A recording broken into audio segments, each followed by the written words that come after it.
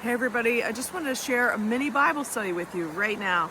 So this is in regards to John 5:24, and you can read that on your own. And primarily this is about eternal life means life never ending, okay? And that life does not terminate, that eternity goes on, that kingdom of heaven is for real people. And that the penalty for sin is death. And that means that we are going to lose our intimate relationship with Jesus if we do not believe in him and in his atonement and death and resurrection at the cross. A true believer can't lose salvation, but a false believer can lose salvation. Let me say that again. A true believer can't lose salvation, but a false believer can lose salvation. 1 John 5:9-14. So again, go on your own and read that verse. 1 John 5:9-14. Take God at his worth. What God says is true. And we all are sinners, and we all have been given the grace and mercy of our dear God, our Father, the God of Israel, through his perfect Son, Jesus, Yeshua, and his perfect atonement lamb sacrifice at the cross, that we get the gift of eternal life. But that means that we have to believe. We have to truly have a repentant heart, and we really need to believe in this idea of eternity. And sin avoids the promise of Jesus. So when you are in active sin, that's a true believer won't live in sin.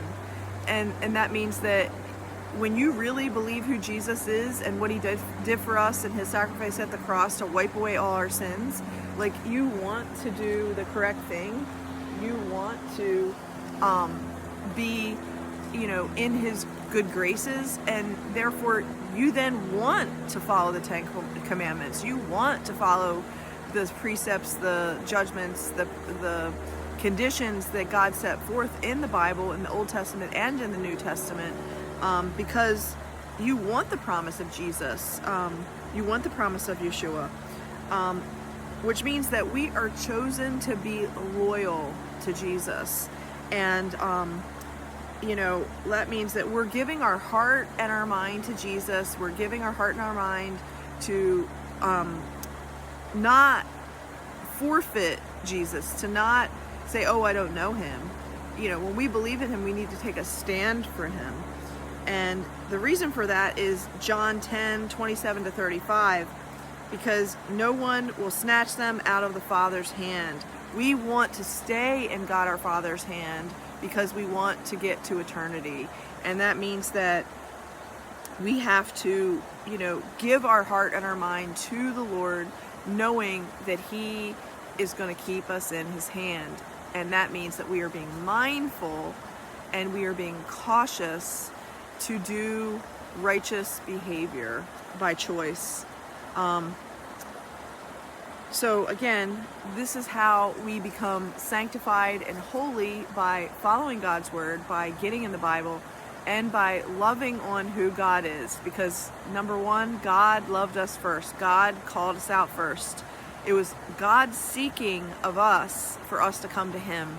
And then it is after we experience and receive the love that God has given us that then we just want to shout at a mountaintop and say how wonderful God is, and praise him and glorify him, because our life has completely changed and transformed as a result.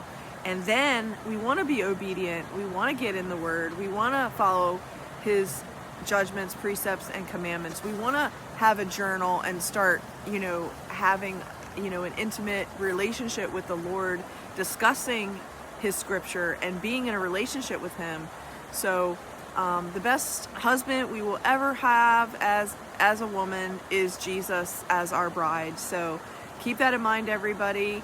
Just lean on Jesus. Let Jesus solve it. And again, sometimes his answer of silence is for us to get into the Word more and for us to deep dive more into that topic discussion, or maybe he wants to show us something completely different that's on top right now that he wants us to take a look at. So, keep your ears and eyes open, pay attention, and have a good day, everybody.